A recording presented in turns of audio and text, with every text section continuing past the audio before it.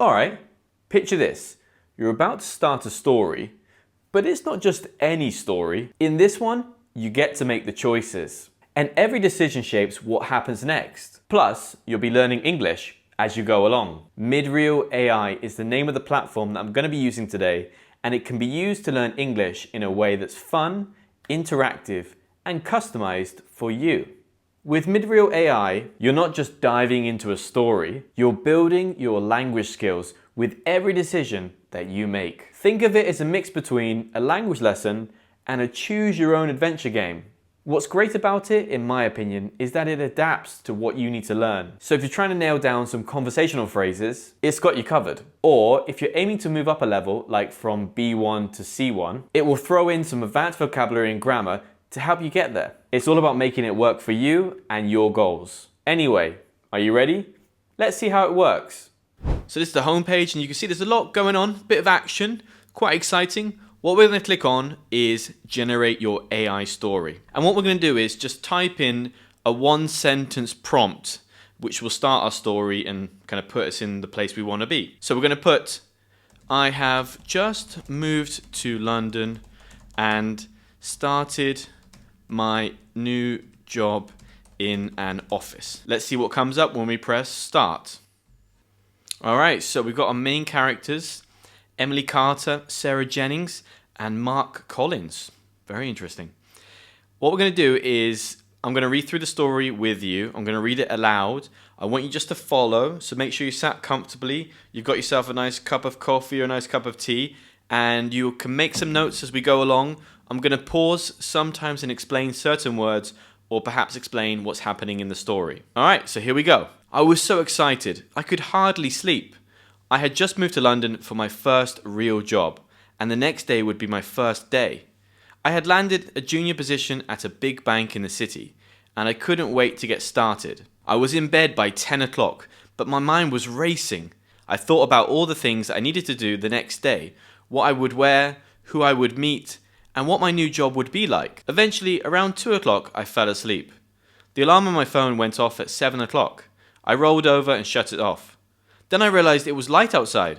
In my excitement, I had forgotten that London was an hour ahead of my hometown, and it was now light until nearly 9 at night. I jumped out of bed and I began to get ready. I showered and dressed in a black skirt and white blouse, brushed my curly brown hair, and put on minimal makeup. So a couple of little things there I just want to explain. We have here, my mind was racing. When you say your mind is racing, it's you're thinking a lot about things. Your mind is going 1,000,000 miles an hour. You're thinking about everything. What am I going to do? How can I fix this? I have this problem. I have that problem. So your mind is racing when you have lots of things to think about. Also, the other thing here I wanted to explain is the pronunciation of this word here.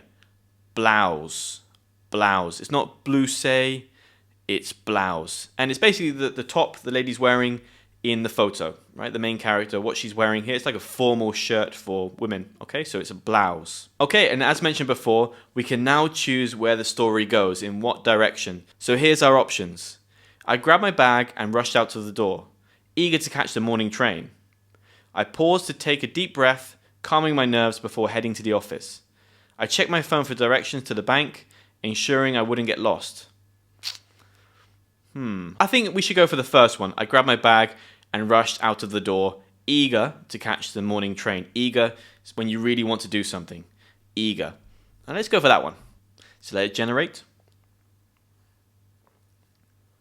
I grabbed my bag and rushed out of the door. I had to catch the morning train, and I knew it would be a mad dash to get there on time. The streets were already bustling with people on their way to work. I pushed my way through the crowd, trying not to bump into anyone. I glanced at my watch and I saw that I was running late. My heart began to race as I hurried down the street. I turned the corner and I saw the train station in front of me. I dashed across the street, weaving in and out of people, and ran up the steps into the station. I looked around frantically for the platform number and then ran down the stairs to the tracks. As I reached the bottom, I saw my train pulling away from the station. I let out a sigh of frustration. Why did I always cut things so close? I stood for a moment watching as my train disappeared around the bend. Then I took a deep breath and looked around. A man was standing a few feet away from me, watching me with a smirk on his face. He was dressed in a suit similar to mine, but he looked more polished than I did. "Missed it, didn't you?" he said, raising an eyebrow. "Yeah, First day jitters, I replied, trying to sound nonchalant despite my embarrassment. Don't worry, he chuckled. I'm heading to the same place, and the next one's in 5 minutes. I'll show you a shortcut. Okay, so far, our main character has woken up late, rushed to the train station, missed the train, but she's met a nice gentleman who's going to help her. The first word I want to look at here is bustling. Bustling. It basically means busy, full of life, lots of movement happening, and we normally say bustling with people. So this could, be train stations, it could be like markets, it could be main squares, city centers. They're normally bustling places. So another one we have here is a nice phrasal verb, pull away. And we often use it with transportation like buses or trains. Basically it means to leave or to move on, move ahead. So the bus, or in this case, the train, is moving away from the person. It's moving away from the platform in the station. So the train is pulling away. It's going into the horizon. And finally, another nice one we have here is this French sounding or French looking word, nonchalant. We use this to basically say that you are not too bothered. You don't really care too much. You're very relaxed, like, meh. That's like a nonchalant way of dealing with things. Just like, I missed the train. What can I do? Whereas deep down, she's really thinking something bad has happened. She's very stressed. So she's pretending to be nonchalant, or she's trying to be nonchalant. She's trying to be chilled, trying to be laid back, but deep down inside, she's feeling stressed. So we have the options here for the next part of the story. Let's see. I followed him through the bustling station, grateful for his help and eager to make it on time. As we walked, our hands brushed accidentally, sparking an unexpected warmth that made my heart skip a beat. Ooh. He handed me a VIP pass saying, "This gets us express access. You'll be early after all." Ooh. I'm kind of torn between the last two options. I don't know which one to go for. Let's go with the love story. I hesitated for a moment, unsure if I could trust this stranger. But he seemed nice enough, and he knew the area better than I did. "Thanks," I said, following him. We walked quickly down the street, weaving in and out of people. He glanced at me occasionally as we walked, but didn't say anything. I couldn't help but notice how attractive he was. He had dark hair and blue eyes, and a strong jawline that made him look like he belonged in a movie. I felt a flutter in my chest as I glanced at him, but tried to ignore it. He turned down a narrow alleyway between two tall buildings. The alley was empty except for us, and it suddenly felt much quieter than the bustling street behind us. I glanced at the man again, and saw that he was looking at me with an odd expression on his face. I felt a shiver run down my spine, and I looked away quickly. As we approached the end of the alley, he reached out to push aside a pedestrian barrier that was blocking our way. As he did, our hands brushed against each other accidentally. I felt a rush of warmth where our skin touched, and my heart skipped a beat. He paused, turning to face me with an intensity that made my breath catch. "There's something I need to tell you before we reach the station," he said, his voice low and serious. Before I could respond, a loud crash echoed from behind us, and we both spun around to see a shadowy figure darting towards us through the alley. Oh my god, what is going on? So, she's followed him to this alleyway, like a very narrow street. Normally, they can be a little bit dangerous depending where you are because it's so narrow you can't really escape. So that's what an alleyway is, a very narrow street with buildings on either side. But they've touched hands, and there's something going on with her. She's caught some feelings for him, by the sounds of it. One really cool thing you can do with MidReal AI is click on each sentence individually. What we can do is click on the sentence, and then we can click on edit this sentence. So basically change it, adapt it to something else. We also have change plot direction if you want to go in a different direction, for example. But we just want to change the sentence so we get some different words but say the same thing. So let's go with rewrite. So now you can see we navigated through the throng of people with a swift agility, seamlessly slipping between bustling commuters like fish darting through a lively stream. Okay, so we kind of definitely raised the level in terms of vocabulary here. We've got some great words, throng of people, or great phrases, throng of people, loads of people basically. And then we've got other things like agility between bustling commuters. Commuters basically are people that travel from home to the office or from home to work. You can also say commute in terms of the thing you do, the trip you do between your house and work to commute to the office, for example, but you can also say, you can describe the people as commuters. So this is really cool for improving your English, being more diverse with your vocabulary, because you already understood what it meant from the previous sentence, but we can just keep rewriting it and you still understand what it means basically, but we've got different words and different phrases. Anyway, let's go back down to the bottom of the story and we're going to click on the next direction. Right, let's choose another option now. So what we have is, we sprinted together, adrenaline pumping, as the shadowy figure closed in behind us. I tripped the stranger, buying myself time to escape from the alley. The shadowy figure revealed itself as a friendly stray dog wagging its tail. Well, I think not the last option. That's boring. I'm kind of going for the second one. I tripped the stranger. I like a little bit of danger here. Let's go for that one. My companion's instincts kicked in, and he pushed me out of the way just as the figure reached us. I stumbled backward. I felt his weight on top of me, and his face was inches away from mine. I could feel his warm breath on my skin and smell the scent of his cologne. I tried to push him off, but he was too heavy. Suddenly, he rolled off of me and jumped to his feet. "Run!" he shouted, grabbing my hand and pulling me up after him. We sprinted out of the alley and back onto the street. I didn't dare look back, but I could hear footsteps behind us. I dashed across the street and down the alley, weaving in and out of people as we went. I was scared, but I was also confused. What was going on? Who was that figure, and why were they chasing us? And who was this man who had saved my life? I glanced at him as we ran, but he didn't seem to notice. He was focused on getting us to safety. We finally emerged onto a main street that I recognized. It was bustling with people on their way to work, and I knew we would be safe there. We slowed down to a jog, blending into the crowd as we caught our breath. "Who is that shadowy figure?" I gasped, clutching my side as I struggled to keep pace with him, the urgency of our flight fueling my desperation for answers. He glanced around nervously, then leaned in close and whispered, "Let's just say your new job is more complicated than you think." Got a nice little picture of her running away here. So what's happened basically is that she's been in the alleyway with him. Someone's come after them, chasing. Her companion, the person she's with, the person she met, the guy she met in the station, in the train station, has helped her and kind of explained that her job might be a little bit more mysterious or more complicated than she thinks. Let's see the options then. So we got, I nodded, determined to find out what he meant as we continue through the bustling crowd. I demanded answers, stopping abruptly and forcing him to reveal the truth about my mysterious job. Or, a woman approached us, offering a safe place to hide and a knowing smile. Well, I don't know about you, but I kind of want to know what's happening here, so I'm going to go for the second option. "What do you mean?" I demanded, grabbing his arm and pulling him to a stop.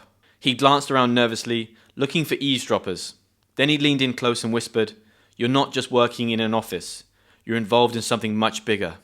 "What are you talking about?" I asked, my heart pounding in my chest. He glanced around again, then leaned in close and whispered, "You'll find out soon enough. Just be careful. There are a lot of people watching you." With that, he turned and disappeared into the crowd. I stood there for a moment, stunned. What did he mean? What was going on? I glanced around nervously, but there was no one watching me. I took a deep breath and tried to calm myself. I had to get to work. I pushed my way through the crowd and back to the train station. As I rode the train to the city, I couldn't help but think about what the man had said. What did he mean that my job was more complicated than I thought? Was he talking about the company's finances? Or maybe their marketing strategy? I tried to brush it off as paranoia, but I couldn't shake the feeling that something was off. So some really good vocabulary in here. I want to look at this part here, eavesdroppers. This is basically what we call people who listen to other people's conversations, other people's private conversations, right? So you can often say to someone, if they are listening to another conversation, you can say, stop eavesdropping, right? Stop being nosy and listening in on other people's conversations, right? Listening to other people's private conversations. That's eavesdropping. And another really good phrasal verb here that's in the last sentence of this section is brush it off, or brush something off. It basically means to reject something or kind of dismiss something. You basically just kind of ignore it and let it go. Okay, so brush it off here. She's talking about what the man said. She's trying to ignore it, dismiss it, like, yeah, whatever. I don't care, or I don't want to think too much about it. That's what it means to brush something off. You kind of just Ignore it, pretend it didn't happen, or just try and move on, basically. Okay, let's look at the next options we have. I decided to confront my boss, demanding answers about the mysterious man and my real job role. A stranger on a train handed me a note revealing allies who could help me understand everything. I followed the suspicious figure off the train, leading me into a secret underground network. Very interesting. I think I'm going to go for the first one because I'm still dying to know what is going on. So I'm going to go with the first option, but the other two are very intriguing. As well. All right, the first one. When I arrived at the office, Emily was already sitting at her desk. I could tell by the way she was staring blankly at her computer screen that her mind was elsewhere, just like mine. As I walked to my desk, she glanced up and saw the look on my face. She frowned slightly, then stood up and walked over to me. "What's wrong?" she whispered, glancing around nervously. I hesitated for a moment, unsure of how much I should say. But then I remembered what the man had said. Something was off, and I needed to know what it was. "I had a weird encounter on my way here," I whispered back. "Let's talk about it later. You look like you've seen a ghost." I nodded, feeling a shiver run down my spine as I remembered the figure in the alleyway. Emily sat back down at her desk and motioned for me to do the same. We both pretended to work for a few minutes, but then she glanced up at me and nodded slightly. We both got up and walked to a quiet corner of the room. "What happened?" Emily asked, her brow furrowed with concern. Okay, so now she's arrived at the office and she's met Emily, one of her co-workers or one of her colleagues, and she's explained what happened to her before at the train station and the alleyway. One really interesting word here was brow. Her brow furrowed with concern, right? So it's kind of like when you do this with your eyebrows. I can't really do it. It's kind of like, when you look very serious with your eyebrows, all right? That's her brow, okay? This area furrowed like this. I'm not very good at doing it, but like this. What? What happened? Okay, let's look at the options for the next part. I recounted the man's warning, and Emily's eyes widened with understanding. Emily suggested we investigate the mysterious alleyway together after work. Or, suddenly my phone buzzed with a job offer from a prestigious company. It's a bit of a different angle. Interesting. Let's go with the second option. Emily suggested we investigate the mysterious alleyway after work, or together after work. I told her everything, from the moment I stepped off the train to when the man disappeared into the crowd. When I finished, she nodded thoughtfully. "I think we need to investigate," she said, her voice barely above a whisper. "Investigate what?" I asked. "That alleyway. If the man was telling the truth, then something shady is going on, and we need to know what it is." I hesitated for a moment, but then nodded in agreement. We waited until our boss left for lunch, then snuck out of the office and made our way to the alleyway where I had met the mysterious man. Look at that alleyway, very dark and mysterious. As we approached the alley, Emily's grip on my arm tightened. My heart was racing in my chest. I had no idea what to expect, but I knew it couldn't be good. The alleyway was even more ominous in the daylight. The shadows stretched out like dark fingers across the ground, and a chill ran down my spine as we stepped inside. Emily's eyes were fixed on something ahead of us, and I followed her gaze to a large dumpster at the far end of the alley. "Do you see that?" Emily whispered, pointing to a faint glow emanating from behind the dumpster. I nodded, my voice barely audible as I replied, "It's like something's hidden back there." Emily took a cautious step forward and said, "We need to find out what's going on. This could be the key to everything." Wow, so they've gone to the alleyway. It's very dark and ominous. That's another good word, ominous. Basically means like something bad is about to happen. When the sky is very dark before it's about to rain, the clouds are very dark and full of rain before a storm. You can say the clouds are ominous. It looks like something bad is about to happen. That's what ominous means. Another good one here is emanate or emanating. It basically means it's coming from that place. So it's originating from there. The glow is coming from behind, right? It's emanating from behind the dumpster. All right, so I kind of want to wrap up the story a little bit now. I want to bring it to a conclusion. We could continue. You could keep going and keep learning English, but I want to bring it to a close now. So I'm going to write in my own prompt to kind of bring it to a conclusion. Okay, so I've just put bring the story to a conclusion and explain what is happening with the alleyway, what is going on in this situation. Sarah and I crept forward, our eyes fixed on the glow. As we got closer, I could see that it was coming from a small device hidden behind the dumpster. It was emitting a soft blue light, and I could see wires snaking out of it and disappearing into the shadows. Sarah reached out a hand and cautiously picked up the device. She examined it for a moment, then gasped. "What is it?" I asked, my heart pounding in my chest. "It's some kind of surveillance gadget," she whispered back. "It looks like someone's been watching us." My mind raced as I tried to process what this meant. Someone has been watching us? Why? And how did it relate to the strange man I met earlier? I glanced around nervously, wondering if we were being watched right now. Sarah's grip on my arm tightened as she pulled me close and whispered, "We need to get out of here. Now." But before we could move, footsteps echoed through the alleyway. They were coming from the entrance, growing louder with every second. I spun around and saw a figure emerging from the shadows. It was a man, dressed in a suit and carrying a briefcase. He stopped a few feet away, his eyes cold and calculating. "You're not supposed to be here," he said, his voice low and threatening. Emily stepped forward, defiance in her eyes, and replied, "Then maybe you should tell us why you're spying on us." Okay, so I'm going to try and end the story one more time. I'm going to change the prompt to explain what is happening and end the story. Maybe my prompt before wasn't as clear as it should have been. The man's eyes narrowed. For a moment I thought he was going to attack us, but then he seemed to hesitate and glanced nervously at his watch. "We're not going to hurt you," Sarah said, her voice firm. "But we deserve some answers." The man hesitated for a moment longer, then sighed. "Fine," he said, his voice still low and menacing. "But you're not going to like it." Emily and I exchanged a nervous glance, wondering what we were about to hear. Look how nervous she looks. The man took a step forward and said, "You're in over your head. You don't know what you're dealing with here." I felt a shiver run down my spine as I realized that the mysterious figure from earlier must have been telling the truth. "What do you mean?" Emily asked, stepping forward. The man hesitated again, glancing around nervously. "I shouldn't be telling you this," he muttered, "but I suppose you already know too much." He took a deep breath, then said, "Your company is involved in espionage.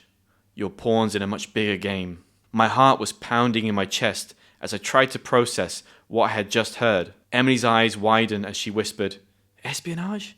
Are you serious?" The man nodded grimly, glancing around as if expecting someone to appear.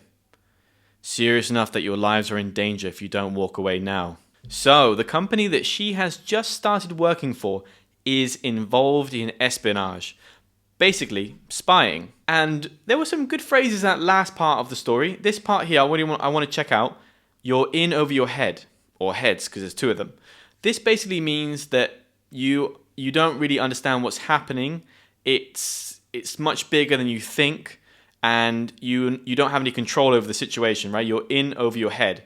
Basically, the situation is too much for you, or maybe the job is too much for you. You can use it in many different situations, but it's when you want to say that something is an expression for when you want to say that something is overwhelming for you, right? You don't have the experience to deal with the situation. Another really good expression here is this adverb, grimly.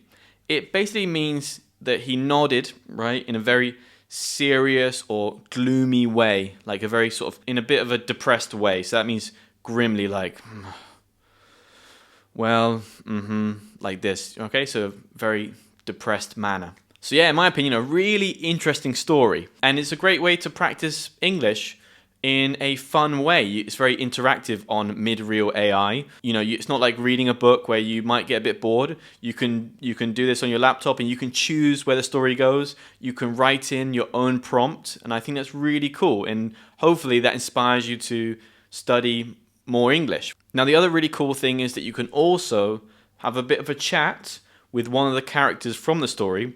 Let's choose Mark, okay? We're going to choose Mark to talk with. So the prompt says, to begin with, Mark raises an eyebrow, skepticism etched on his face as he crosses his arms, right? So he's feeling a bit skeptical. He's feeling a bit unsure about the situation. "Oh, I see that playing detective is your new hobby. Perhaps Sarah will teach you how not to get in the way." So you can put in here, we can write anything, right? You could just write like, I'm not going to get in the way, right? I am not going to get in the way. I just want to know what's going on. And again, he replies, Mark smirks, right? So it's a bit of a suspicious smile. Looking down at her with a glint of challenge in his eyes. All right then, stick around and maybe you'll learn a thing or two about uncovering secrets. Just try not to slow us down. Right, and then we could continue again. We could say, what do you mean, slow you down? Mark chuckles softly, gesturing dismissively as he taunts her. Some really nice expressions here, taunts. Kind of when you try to provoke somebody, especially something negative from the other person. Well, I can't have you and Sarah tripping over your own ambitions while I navigate this dangerous game, can I? So I could continue talking with Mark or the other two characters. It's a really nice way to learn some new vocabulary or some new expressions. You can see that they use some really interesting words. What I'd recommend is that when you're doing this, while you're speaking with the characters, make sure you have a notebook with you and just write down any interesting words or phrases that pop up so you can try and use them later. Maybe when you're writing your diary, your daily diary entry, you can put in there the new word like taunts or gesturing or smirk. Right? You can try and use it yourself, and that will put the vocabulary into the active part of your brain and make it a little bit easier for you to use yourself when you're having conversations in English. So, whether you're here to brush up on your English, expand your vocabulary, or just have an interactive experience, MidReal AI is a great place to start. And of course, if you want to try it for yourself, make sure you go to midreal.ai, or if you're feeling a bit lazy, just go to the link in the description below, click it, and then generate your own story. All you have to do is write in what you want to start, right? Like I did at the beginning, move to London, or anything. You could just make it personal to you. Started learning English, met a new English friend, and then it will generate a story that will be similar to what you're experiencing yourself. Some new words will pop up that you can use in conversations with your friends in English in the future. So yeah, make sure you give it a try and let me know what you think about it in the comments below. If you enjoyed this video, smash the like button, and I'll see you next time.